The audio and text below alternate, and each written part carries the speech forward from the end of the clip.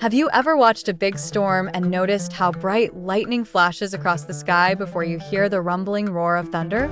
It seems like they're playing a game of hide and seek. But there's a fascinating scientific explanation behind this curious event.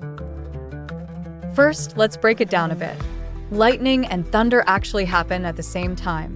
When a storm brews, the sky becomes a huge stage where flashes of lightning are followed by booming sounds of thunder.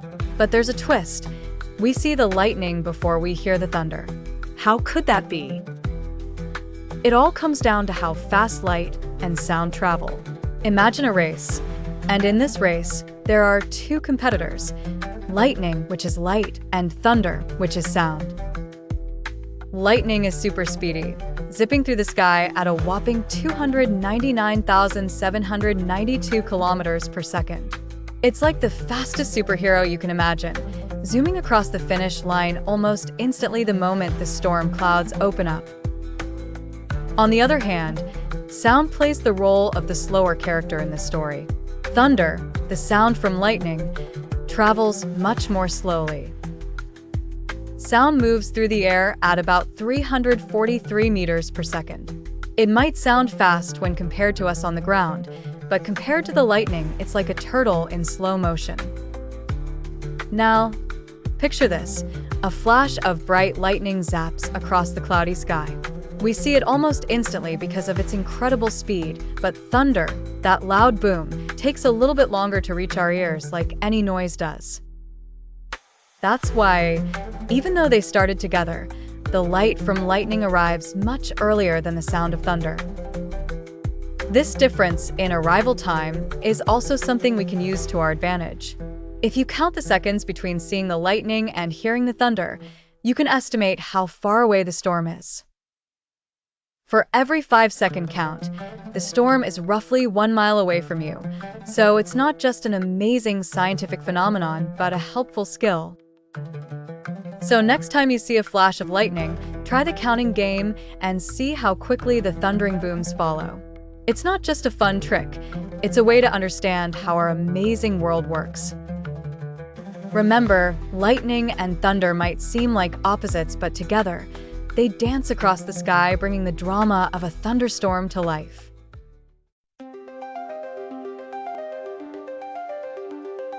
In the vast expanse of space, there was a moment in history that captivated the world when humans first set foot on the moon. This incredible event is known as the first moon landing. Let's explore the story of this amazing achievement in history. On July 20, 1969, something extraordinary happened. A group of brave astronauts from NASA, America's space agency, traveled to the moon aboard a spacecraft called Apollo 11. The team consisted of 3 astronauts, Neil Armstrong, Edwin Buzz Aldrin, and Michael Collins.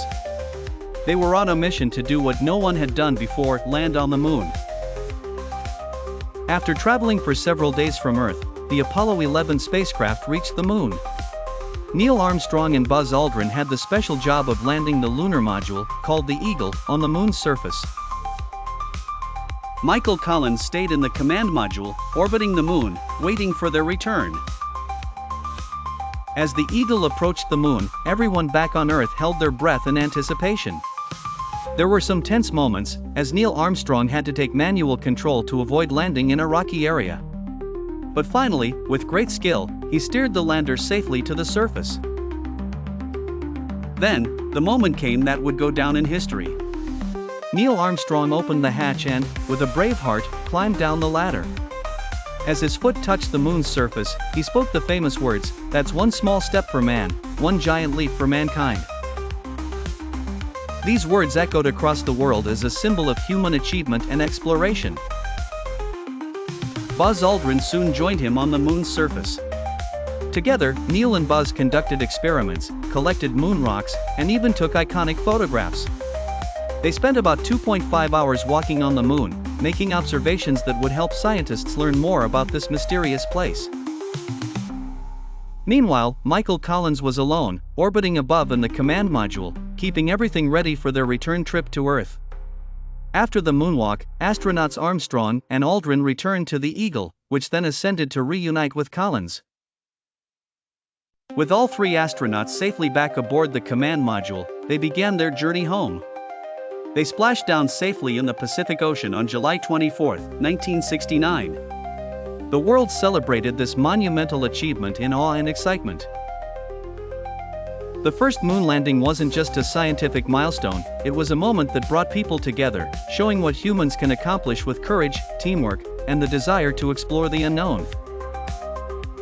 To this day, the first moon landing remains one of the most remarkable achievements in history, inspiring future generations to dream big and reach for the stars.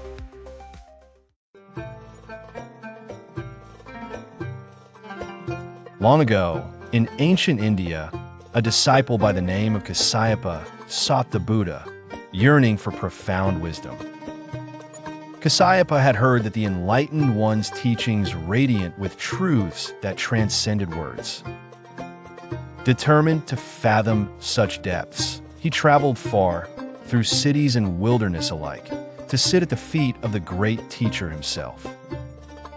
When CEFR arrived, the Buddha was about to give a sermon on Vulture Peak, surrounded by a multitude of monks and lay people. The sun rose behind the Buddha, illuminating his serene presence with warm tones of gold. The assembly fell silent, anticipating the utterance of wisdom from the Blessed One. Yet, the Buddha remained quiet. Instead of speaking, he picked a beautiful lotus flower and held it aloft, showing it to his audience. The crowd was perplexed. Whispers circulated about the meaning of this gesture. Time seemed to stretch as the audience pondered over the unbroken silence. In that stillness, CEFR understood. He smiled. The Buddha also smiled and nodded slowly. Recognizing CEFR's realization, the Buddha said, "I have the treasury of the true Dharma, the ineffable mind of nirvana. Its form is without form. It is the subtle Dharma gate, not dependent on words or letters, transmitted apart from the scriptural teaching. This I entrust to Maha CEFR." With this, CEFR became the first to receive Dharma transmission from the Buddha, a lineage that continues in various forms to this day. The understanding that passed between them, unspoken and profound, became the starting point of Zen Buddhism, which cherishes the direct transmission of wisdom beyond intellectual discourse.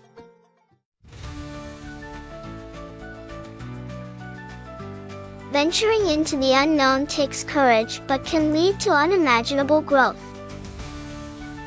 Only those who will risk going too far can possibly find out how far one can go. T.S. Eliot. Life is either a daring adventure or nothing at all.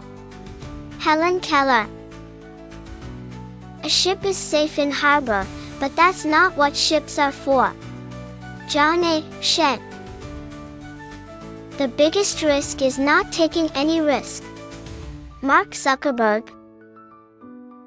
To dare is to lose one's footing momentarily. To not dare is to lose oneself. Soren Kierkegaard. Go out on a limb. That's where the fruit is. Jimmy Carter. Take the plunge, the adventure might be the reward you've been searching for. The magic of magnets. Can you imagine having a superpower that lets you pull things toward you without even touching them? Well, that's kind of what magnets do. Magnets can attract or pull towards them certain types of metals, like iron. But how do they work? To understand the magic of magnets, we need to look a bit closer at what they are made of. Magnets are special because they have something called a magnetic field around them. It's like an invisible force field that reaches out and grabs objects made of iron, nickel, cobalt, or certain other metals. But what creates this magnetic field? Let's imagine tiny warriors called electrons. Every atom, which is what everything is made of, has these electrons spinning around it. When most of these electrons spin in the same direction, they create a magnetic field. In magnets, lots of electrons line up perfectly to build a super strong magnetic force. Have you ever tried putting two magnets together and felt them push away from each other? That's another part of their magical power. Magnets have two ends, known as poles, a north pole and a south pole. When the north pole of one magnet gets close to the south pole of another magnet, they pull each other close. But if you try to push two north poles or two south poles together, they will push each other away. Scientists call this attraction and repulsion. The incredible thing about magnets is that they work even when they aren't touching the objects they attract. Imagine them like a sneaky, gentle giant whose arms are long enough to hug things from short distance away. Magnets can be all shapes and sizes, from small ones you keep on your fridge to giant ones found in scrap yards to lift vehicles. They're also hidden inside lots of everyday things like earphones, computers, and even the Earth, which acts like a giant magnet itself. So, next time you use a magnet, remember that you're holding a little piece of invisible magic that shows us just how fascinating and surprising the world can be. Once upon a time, a long, long time ago, the ancient Egyptians lived in a magical place by the mighty Nile River.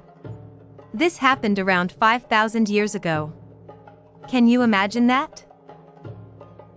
They were some of the most creative and intelligent people in history, and they left behind amazing things that we can still see today. One of the most dazzling achievements of the ancient Egyptians was building the gigantic pyramids. Imagine massive stone buildings, taller than 100 elephants stacked on top of each other. The most famous pyramid is the Great Pyramid of Giza.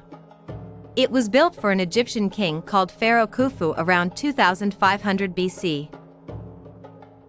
Can you guess how many huge stones were used to build it? Over 2 million stones. Each stone was as heavy as a small car. Without cranes or machines, the ancient Egyptians used their clever minds and strong bodies to place each stone perfectly. They didn't only build pyramids but also enormous temples with large statues and carvings that took your breath away. The Temple of Karnak is one of those impressive structures. The ancient Egyptians believed it was a special place where they could talk to their gods. Now, let's talk about something else that's super cool. The ancient Egyptians were amazing farmers. They figured out how to use the flooding waters of the Nile River to grow lots of food. While other people were just learning to plant seeds, the Egyptians had a whole system of canals to bring water to their fields. And here's a really fun fact. The Egyptians are responsible for inventing one of the first forms of writing called hieroglyphics. They had a special alphabet made up of little pictures. They used these pictures to tell stories about pharaohs, gods, and daily life. The Egyptians even had their own paper made from papyrus plants found along the Nile. With papyrus, they recorded their history and told magical stories that have survived to this day. Medicine was another area where their brilliance shone. Ancient Egyptian doctors knew a lot about the human body. They used different herbs and spices to help cure sick people. Magic spells and chants were also part of medicine rituals. Lastly, let's not forget about their mummies. Egyptians believed in life after death. To prepare for the afterlife, they preserved bodies through a process called mummification. It involved drying the body for many weeks and wrapping it in bandages. The ancient Egyptians were truly remarkable, and their achievements still fascinate the entire world. They brought to life a world of wonder, one stone, plant, or story at a time.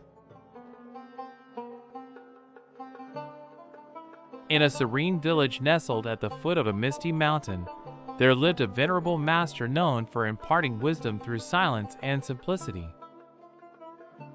One day, a young seeker, eager for enlightenment, arrived at the master's humble abode, wielding a mind bustling with queries and a heart laden with preconceived notions. The seeker bowed respectfully and addressed the master, expressing his thirst for knowledge. He sought answers to the myriad questions that crowded his thoughts. The master, with a gentle smile, invited the seeker to partake in some tea. In a deliberate and unhurried manner, the master poured tea into the seeker's cup. The seeker watched as the cup filled to the brim, yet the master continued to pour, causing the tea to overflow. Bewildered, the seeker exclaimed, "Stop! The cup is full. No more tea will fit." At that moment, the master ceased pouring and regarded the seeker with compassionate eyes. He said, "You are like this cup, so full of opinions and ideas. How can I teach you unless you first empty your cup?" The seeker, struck by the simplicity and profundity of the lesson, realized that to gain true wisdom, one must first empty oneself of preconceptions and open both heart and mind to the teachings of the Dharma.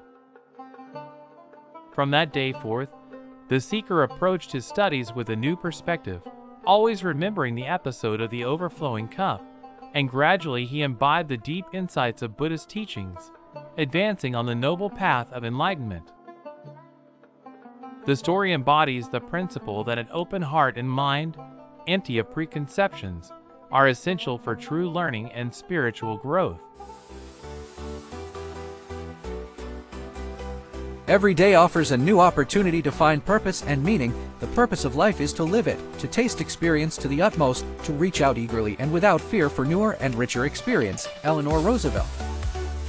Your purpose in life is to find your purpose and give your whole heart and soul to it. Buddha. The meaning of life is to find your gift. The purpose of life is to give it away. Pablo Picasso.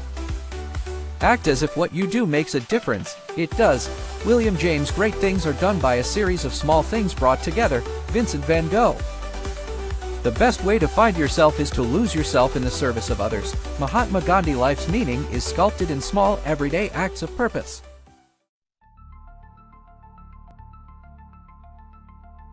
Plants are truly remarkable. They have a secret power that helps them make their own food right from something you see and feel every day, the sunlight. Ever wonder how they manage to whip up a meal using nothing but sunshine, air, and some water? Let's unlock this leafy mystery. Our journey begins with a question: how do plants eat? If you've ever seen a plant, whether a towering tree or a tiny flower, you might notice it doesn't have a mouth like we do. Well, plants have an extraordinary way to feed themselves called photosynthesis. This might sound like a big word, but it's really a fun process. The sunlight feast. Imagine the leaves on a plant as pancake-shaped dishes catching drops of sunlight. The green color of the leaves comes from something special ready to gobble up sunlight, called chlorophyll. Chlorophyll acts like a talented chef that uses energy from the sunlight to cook up a delicious meal for the plant. The ingredients: sunlight, water, and air. To prepare their food, plants need three main ingredients: sunlight, water, and air. Sunlight, this is the magical ingredient that fuels everything. Water, plants sip it through their roots from the soil, just the way we drink water. Air, plants breathe in a special gas from the air called carbon dioxide through tiny holes in their leaves called stomata. The recipe: making sugar. Step inside your imaginary plant kitchen. Here's how the process works, step by step. 1. Capture light. The leaves, like the best solar panels, capture sunlight.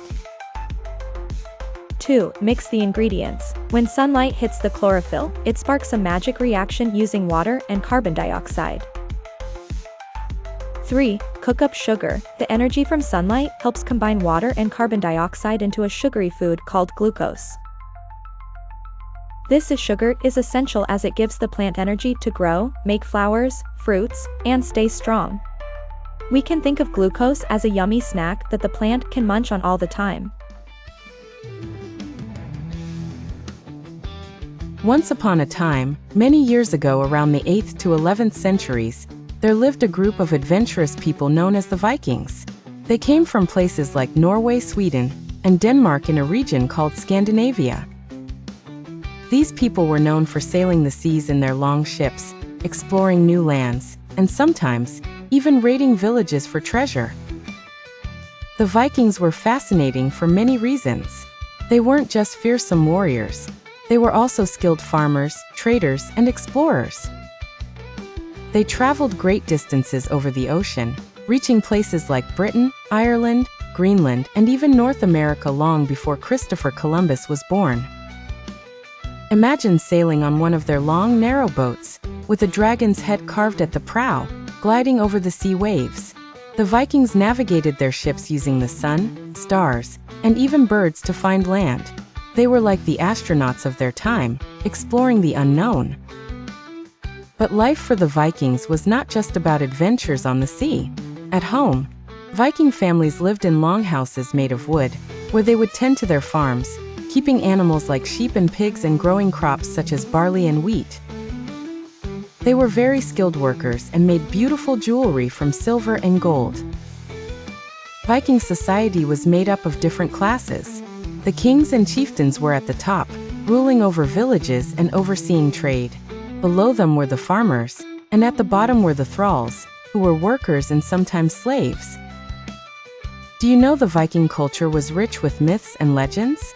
They believed in a world full of gods and goddesses, the most famous being Odin, the wise king of the gods. Thor, his son, was the thunder god who wielded a mighty hammer called Mjolnir. These myths were told around campfires and passed down through generations.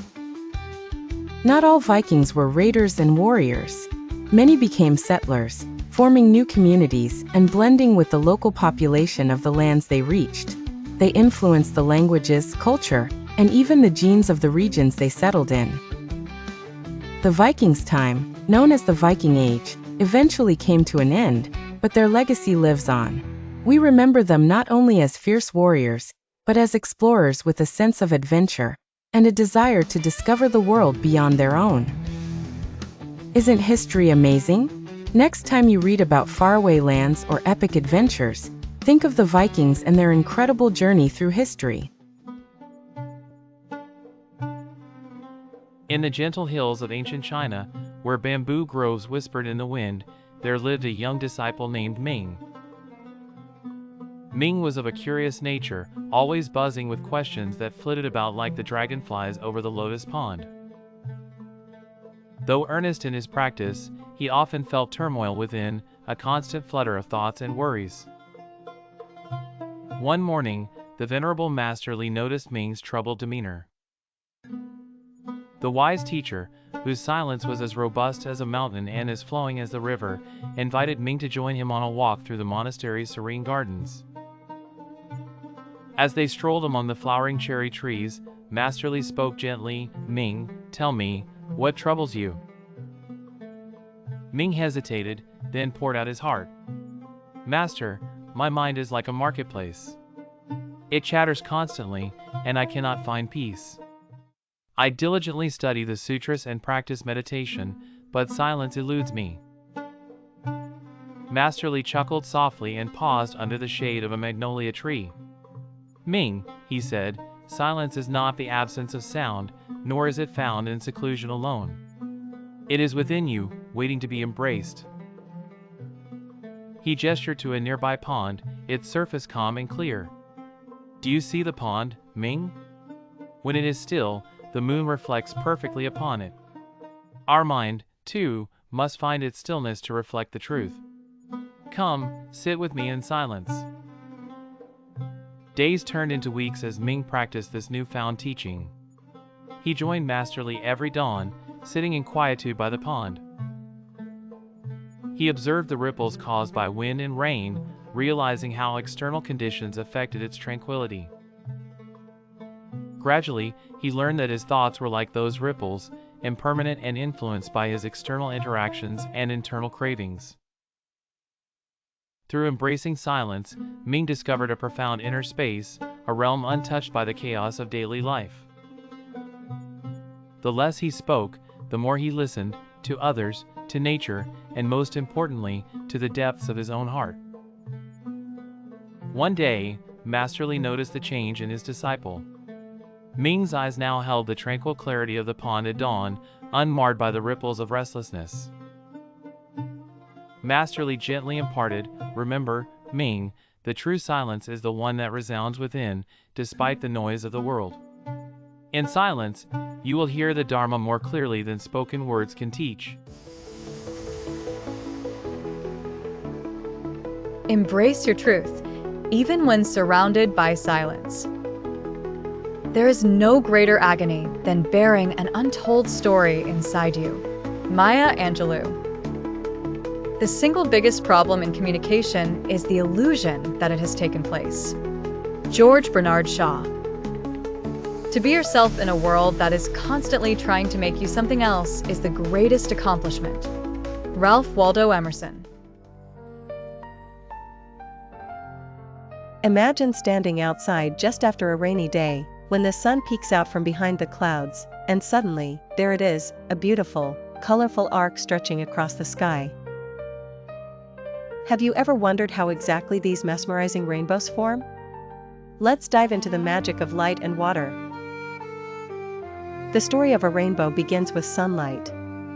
Although sunlight looks white, it is actually made up of all the colors of the rainbow: red, orange, yellow, green, blue, indigo, and violet. These colors travel together in waves, with each color having a slightly different wavelength. Now, think of a raindrop like a tiny ball of glass. When the sunlight enters a raindrop, something magical happens. The light slows down and bends. Scientists call this bending refraction. At this point, the white sunlight begins to separate into all its different colors, like a secret hidden inside the light is revealed. As this light travels inside the raindrop, it reflects off the back of the raindrop, like a bouncy ball hitting a wall and coming back. This reflection is what sends the light back out the front of the raindrop. But here's where the real magic happens. As the light exits the raindrop, it bends again. This second bending, or refraction, spreads out the colors even more. In fact, it's what makes them visible to our eyes as a rainbow. Each color bends at a different angle. Red, which has the longest wavelength, bends the least, while violet, with the shortest wavelength, bends the most. This separation of colors in a neat order creates the vibrant spectrum we see. For you to see a rainbow, the sun needs to be behind you, and the raindrops should be in front of you. Many raindrops reflect the colorful light back toward us at slightly different angles, combining to form a large arc with red on the outside and violet on the inside. So, the next time you see a rainbow, remind yourself of the tiny sun raindrop light show happening in the sky.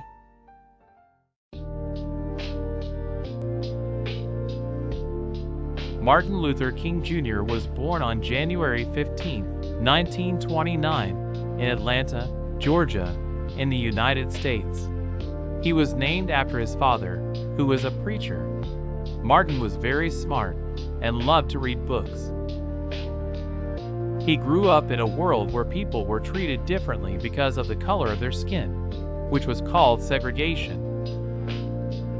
Segregation meant that African Americans, like Martin's family, couldn't go to the same schools, restaurants, or even the same bathroom as white people. They had to sit at the back of buses and couldn't vote. Martin knew this was unfair and wrong. When Martin grew up, he became a preacher like his dad and started speaking out against segregation.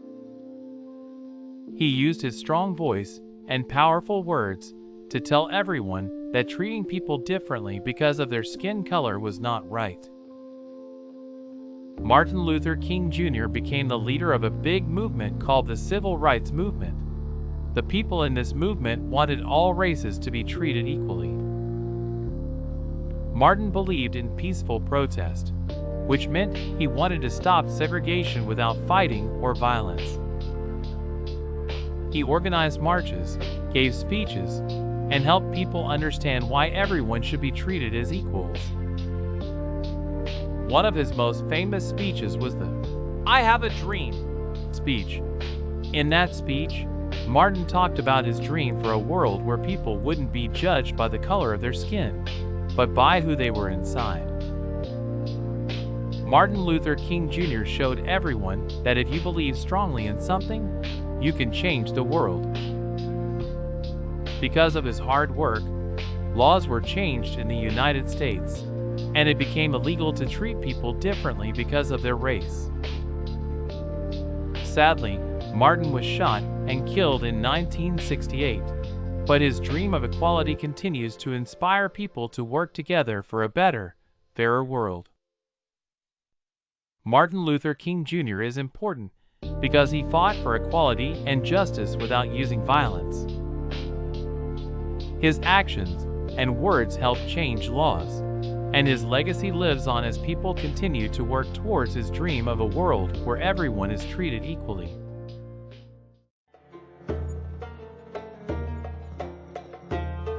Once, in the teaching grounds of a lovely forest clad with towering banyan trees, the Buddha gathered his disciples for a profound teaching. The sun poured gentle light through the dense foliage. Patterns of light and shade dappled the earth, and the serene stillness of the forest enveloped them all. The Buddha stood beside a grand banyan tree, its gnarled roots sprawled above the surface, and its mighty branches reaching across like great arms, and began his discourse. Behold the mighty banyan tree. It appears to us as a single entity, strong and independent. But observe its roots, myriad and entwining, delving deep into the earth. It is through these roots that the banyan finds nourishment, drawing sustenance from the soil, from the fallen leaves that came before it, from the rains above, and from the earth below. In the same way, the Buddha continued, all beings are deeply interconnected. Just as the roots of the banyan are hidden yet crucial, the actions, thoughts, and conditions of one affect the whole. One life supports many others, and many others sustain one. Thus, just like the banyan, in our separateness, we are truly one. One disciple asked, Venerable One, does this mean that our actions have power over the lives of others? The Buddha nodded, his gaze steady and compassionate. Indeed, just as the roots of the banyan seek water during a drought to sustain the whole tree, your thoughts, words, and deeds perpetuate a network of cause and effect that ripple across existence. Therefore, cultivate compassion, understanding, and right action, for these are the waters that nourish the tree of life. The disciples reflected deeply upon his words, understanding the nature of karma and the profound connection between themselves and all beings. The Buddha concluded, just as the banyan spreads wide and deep, let your awareness encompass the web of interdependence, and you will see the tapestry of life in its magnificent fullness. All teachings, all paths align in this truth. To see the world whole and undivided is to know peace and wisdom of the heart. Embrace this unity, and you shall walk the path of enlightenment. The gentle rustling of leaves and the calls of distant creatures punctuated the silence that followed, reflecting the harmony within the surrounding forest, a harmony the disciples felt within themselves, enriched by the Buddha's insightful teachings. As a great master once said, our lives are woven together in a single garment of destiny.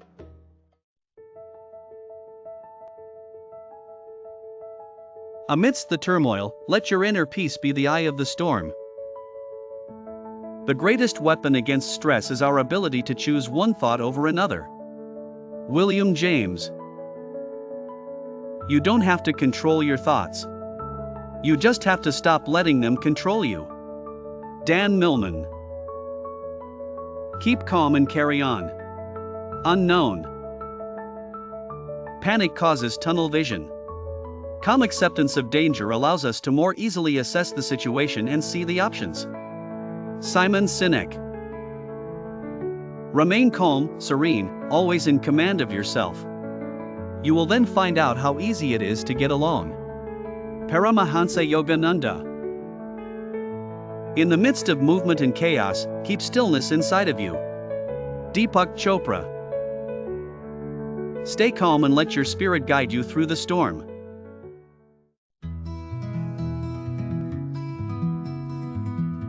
Close your eyes and imagine a wonderful sunny day when you see a bird soaring high in the sky. And then you might wonder, how do birds do that? How do they fly up and away? Well, let me take you on a magical flight through science to answer this fascinating question. Birds can fly because they have wings and lightweight bodies. Their wings are cleverly designed to slice through the air. But the real magic lies in something called lift. Lift is like an invisible helper that pushes the bird up into the air, allowing it to stay flying. Let's dive a little deeper to understand how this works. Imagine sticking your hand out of a moving car window. When you tilt your hand slightly, you feel it lift up. This is because the air moving over your hand is creating lift. Bird wings work in a similar way. The shape of a bird's wing is curved on the top and flatter on the bottom. This shape creates different air speeds above and below the wing. The air on top moves faster than the air underneath. And this difference in speed causes higher pressure below the wing, lifting the bird into the air. Additionally, birds use their powerful muscles to flap their wings, which propels them forward. Imagine rowing a boat. Each time you push the oars through the water, the boat moves forward. The same idea applies here. The up and down flapping of the wings keeps the bird moving through the sky. Ever notice some birds soaring without flapping their wings? Meet the wonder of glide. By spreading their wings, birds catch and ride air currents, just like surfers ride ocean waves. This allows them to travel afar with little effort. Birds also steer themselves using their tail feathers. Consider the tail as the rudder of a boat, helping birds change direction smoothly and balance in flight. Birds are like little aviators, using their wings and tails to master the art of flying. Finally, let's not forget the role of feathers. Feathers aren't just for beauty or warmth. They give birds the perfect shape for flying and help them maneuver with ease. Feathers can also help reduce drag, like how a smooth car slips through the air more easily than a bumpy one. In the end, flying is a combination of many wonderful and clever tricks of nature. Birds have evolved over millions of years to perfect their flying skills, allowing them to explore the world from up above. So next time you see a bird heartily flapping or majestically gliding, remember all the incredible science that lets them soar into the big blue sky.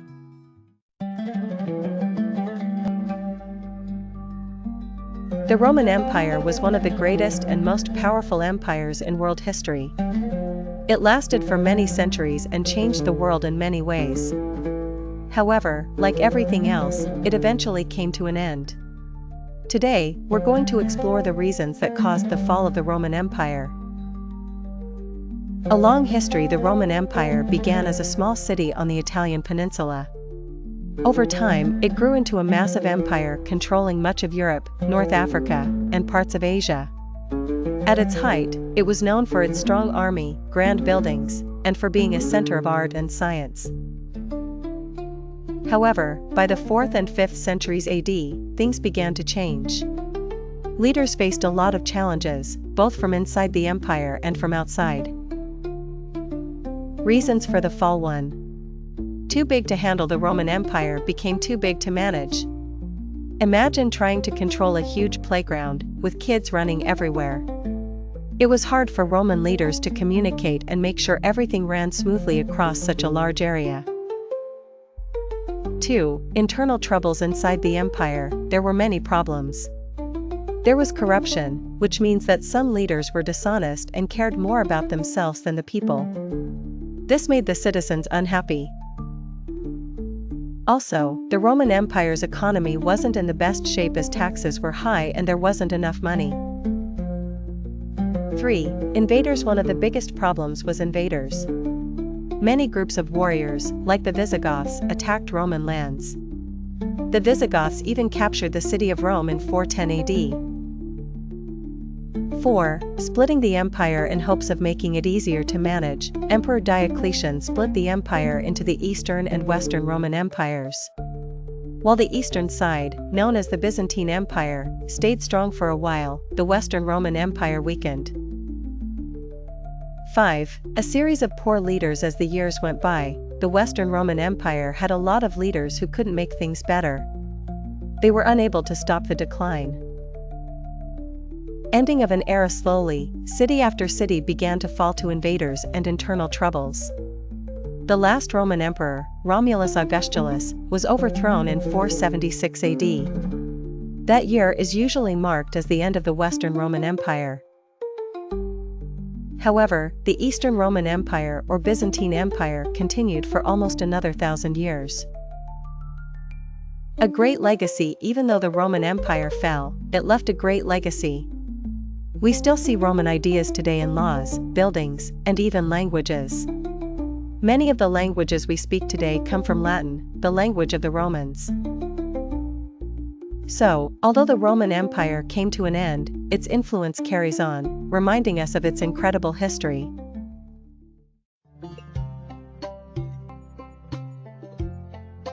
Once in the Garden of Jetavana, Anathapindika's monastery, the Buddha sat with his disciples under the shade of a grand Bodhi tree.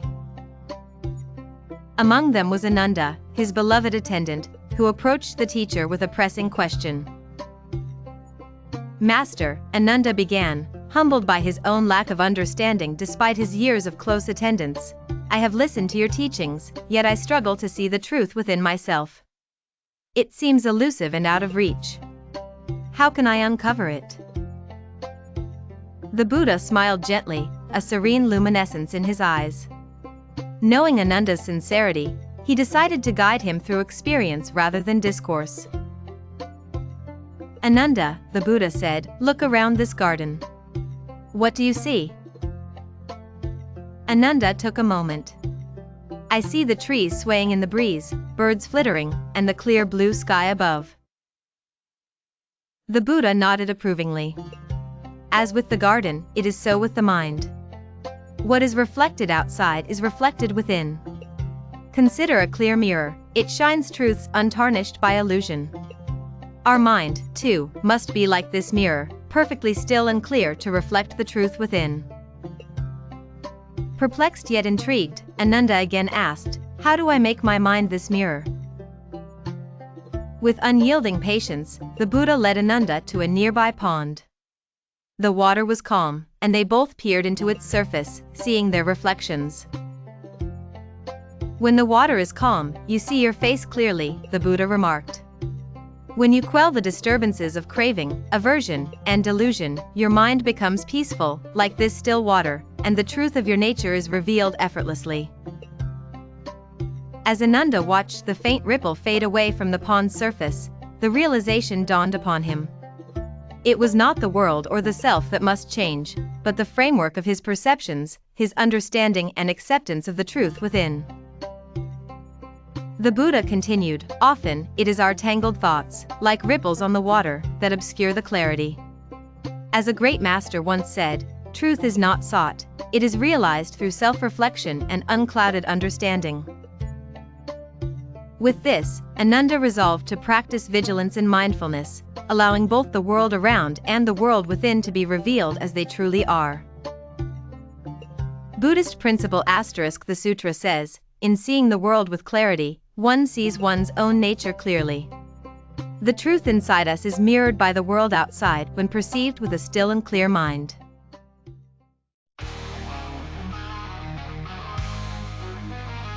In a world filled with noise, standing firm in truth speaks the loudest. Integrity is doing the right thing, even when no one is watching. C.S. Lewis. If you don't stand for something, you will fall for anything. Gordon A. Eady. Real integrity is doing the right thing, knowing that nobody's going to know whether you did it or not. Oprah Winfrey. Popularity is easy to gain, but character and integrity requires much more.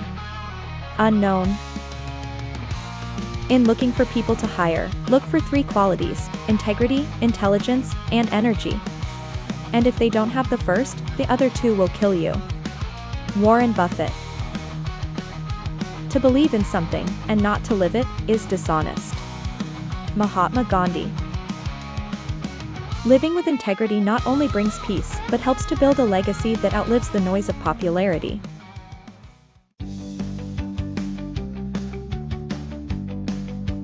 Today, we're going to dive into the fascinating world of matter. But first, what exactly is matter? Matter is everything around us. It's anything that has weight and takes up space, like the chair you're sitting on, the air you're breathing, and even the water you drink. Now, matter can exist in different forms known as states. There are 4 main states of matter you'll commonly encounter: solid, liquid, gas, and plasma. Let's explore these states. Imagine a snowman on a winter day. The snow that makes up the snowman is a solid. Solids have a fixed shape and volume because the tiny particles they're made of stick close together like friends holding hands in a big circle. This is why your snowman stays the same shape until it melts. Speaking of melting, when the snowman begins to melt, it turns into liquid water. Liquids flow and take the shape of their container, like when you pour juice into a glass. The particles in liquids are close together but can move around, sliding past one another like buddies dancing at a party. Now let's think of a boiling pot of water.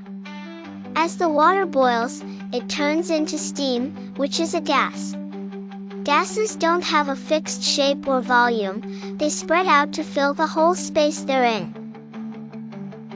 Imagine the particles in a gas as tiny bees buzzing around in all directions and spreading out as much as they can.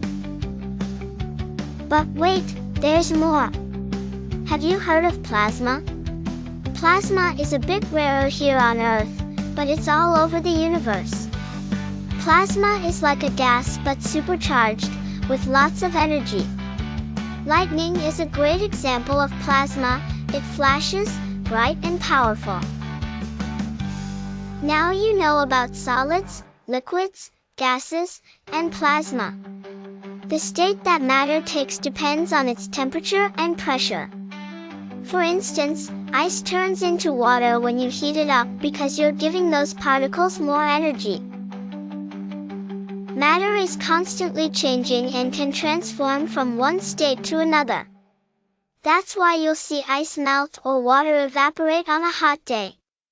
Isn't it amazing how the same matter can wear different hats? Each state of matter is unique, and understanding them helps us appreciate the world around us. So next time you sip a drink or watch rain fall, remember, you're seeing these extraordinary states in action. Keep exploring and asking questions. Science is an adventure, and there's always something new to discover.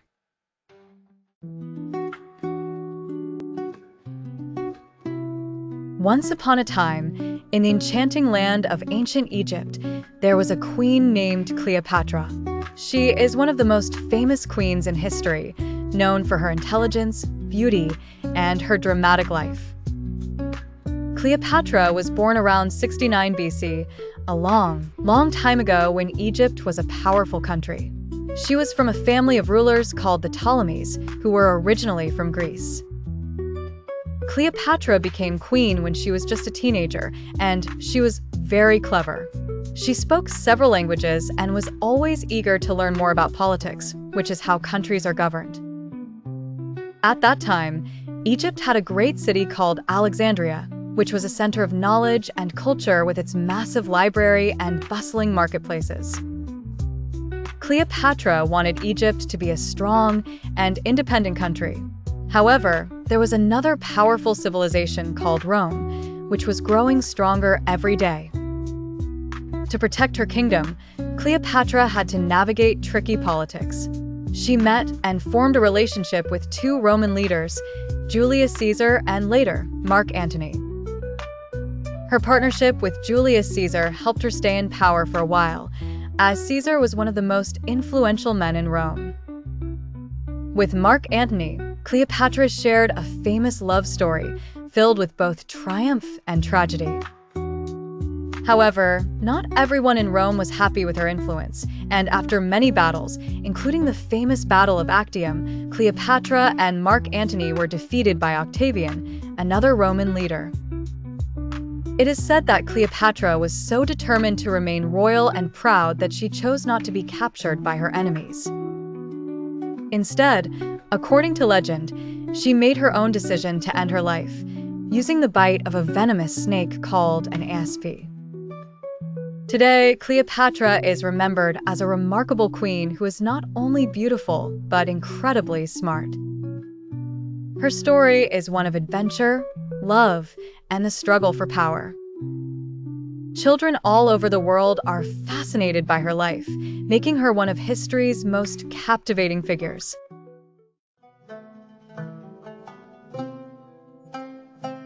In the serene temples dotting the vast landscapes of ancient India, many sought refuge from the world's unending desires and sufferings.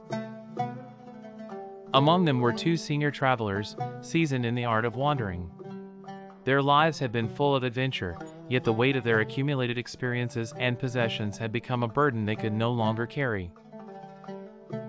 The first traveler, named Surendra, was a sage seeking the essence of wisdom through observation and silence. His possession was a voluminous scroll, inscribed with meditations and reflections collected over decades. It never left his side, an anchor weighing him with each step. The second traveler, Amar, was of a jovial spirit, always ready to engage with people and share stories. With him, he carried a small chest packed with mementos from every village he had visited. Each item held a memory, precious yet heavy, for each step he took echoed the responsibility of preserving the past. One day, these two weary travelers met at a secluded temple where the enlightened Master Rajan resided. They sought counsel, yearning for peace amidst their journey's weariness. Master Rajan received them with warmth, offering but a simple phrase: to gain true peace, one must first lose. His words hovered in the air, perplexing the travelers. Master Rajan invited them for an overnight stay at the temple, during which they were to participate in its timeless practice of mindfulness and letting go. That night, under the watchful gaze of countless stars and the pervasive wisdom of silence, Surendra decided to sit in meditation.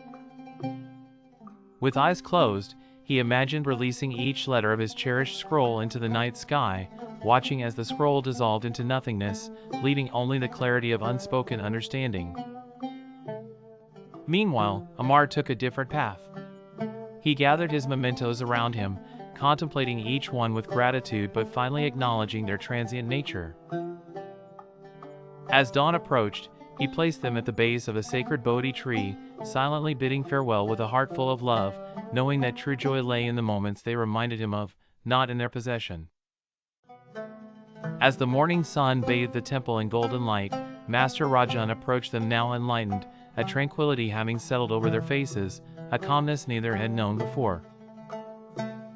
Surendra found that wisdom had always been a part of him, an internal compass, now unencumbered by words.